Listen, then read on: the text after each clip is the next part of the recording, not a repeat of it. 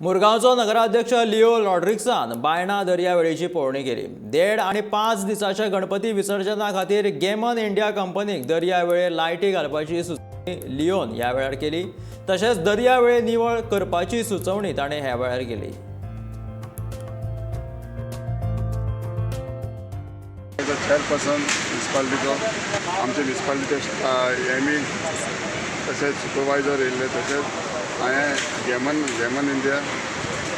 इंडियाक आनी एलईडी डिपार्टमेंटाचे टिमीक आपयल्ले तेमी तेंचे लायटीचें बी काम सांगलें तेमी केलें लायटीचें काम सद्या चालू आहा।